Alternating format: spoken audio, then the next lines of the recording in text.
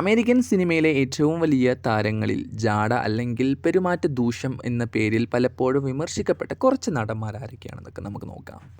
So number 1, Bruce Willis. ഹോളിവുഡിലെ ഏറ്റവും ബുദ്ധിമുട്ടുള്ള താരം എന്നാണ് പല സംവിധായകരും ഇദ്ദേഹത്തെ വിളിച്ചിട്ടുള്ളത്. അഭിമുഖങ്ങളിൽ ചോദ്യം ചോദിക്കുന്നവരോട് വളരെ മോശമായി പെരുമാറുന്നതും സെറ്റിൽ സഹകരിക്കാത്തതും ഇദ്ദേഹത്തിൻ്റെ പേരിൽ വലിയ പരാതികളുണ്ടായിരുന്നു. സ്റ്റീവൻ സീഗൽ.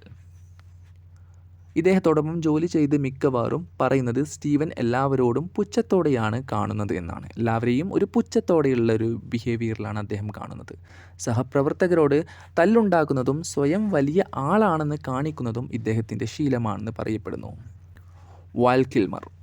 ബാറ്റ്മാൻ ഫോർവെൽ എന്ന സിനിമയുടെ സമയത്ത് ഇദ്ദേഹത്തിൻ്റെ പെരുമാറ്റം കാരണം സംവിധായകൻ മടുത്തുപോയിരുന്നു എന്നുള്ളതും ക്രൂ മെമ്പറോട് ദേഷ്യപ്പെടുകയും അനാവശ്യ വാശികൾ പിടിക്കുകയും ചെയ്യുന്നത് ഇദ്ദേഹത്തിൻ്റെ രീതിയായിരുന്നു എന്നും പറയപ്പെടുന്നു.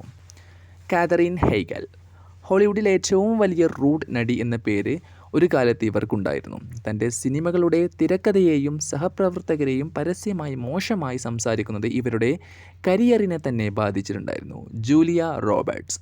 ഹോളിവുഡിൻ്റെ പ്രിയങ്കരി എന്ന് അറിയപ്പെടുമ്പോഴും സെറ്റുകളിൽ അവർ വളരെ വലിയ ഡിമാൻഡുകൾ വെക്കാറുണ്ടെന്നും മറ്റു നടിമാരോട് അസൂയയോടെ പെരുമാറാറുണ്ടെന്നും ഗോസിപ്പുകളുണ്ട്. ഹൂക്ക് എന്ന സിനിമയുടെ സെറ്റിൽ ഇവർക്ക് ടിൻഗർ ഹെൽ എന്ന് പേരുണ്ടായിരുന്നത്രേ.